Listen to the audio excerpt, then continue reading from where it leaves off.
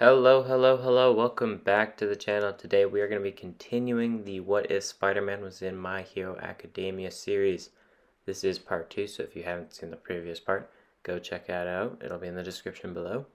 But yeah, without further ado, let's just hop right into it. On the day of the entrance exam, Peter was very nervous. While walking in, he sees a boy get saved by a girl with her quirk. Peter runs over to make sure that she's alright, but doesn't seem to get through to him as he notices the boy has heart eyes. After the orientation, the students are split up into groups.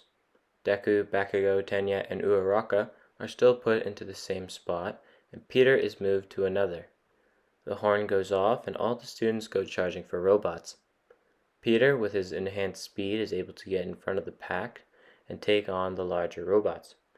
Using a combination of martial arts skills and web attacks, Peter is able to easily move up the leaderboard. This shocks the teachers as they've never seen a kid his age move so acrobatically through the air. After the exam, Peter would end up finishing 3rd and Deku placing 8th, making both pass. Some time would pass and Class 1A was formed. Sadly, Sarah, with the quirk of tape, wouldn't pass the test. Peter and Deku would finally have their introduction, and Mr. Aizawa would come in creepily. He would then bring up the tests that they would be competing in order to stay at UA.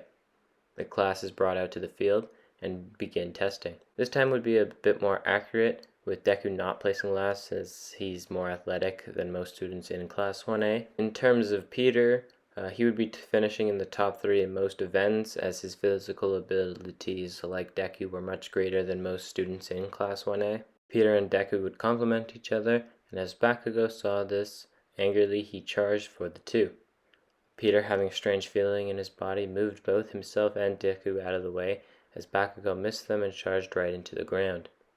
This angered Bakugo even more, but Mr. Aizawa was able to wrap him up. The next day or so, it was time for their training. This would be the first time in costumes as well, so everyone was pretty excited. Deku freaks out over a rocket like in canon.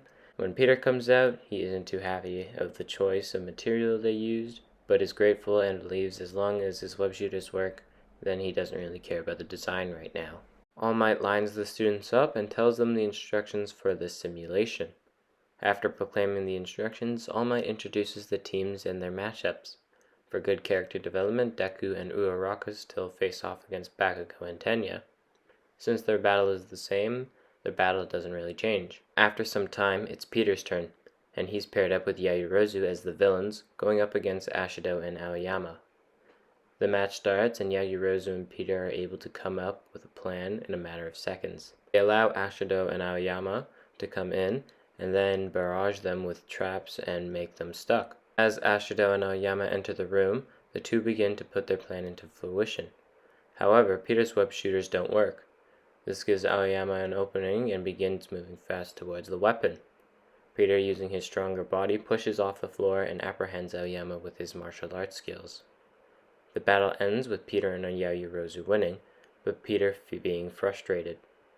At the end of the day, Peter goes over to the support department, where he becomes angry with Powerloader, telling him that this isn't what he asked for. Peter then asks to build his own, and Powerloader agrees. After a while, Peter has his new costume, with even more capabilities thanks to watching his classmates fight. And that's going to do it for this part. Thank you guys for watching. Please like and subscribe. It really helps out the channel and motivates me to do more.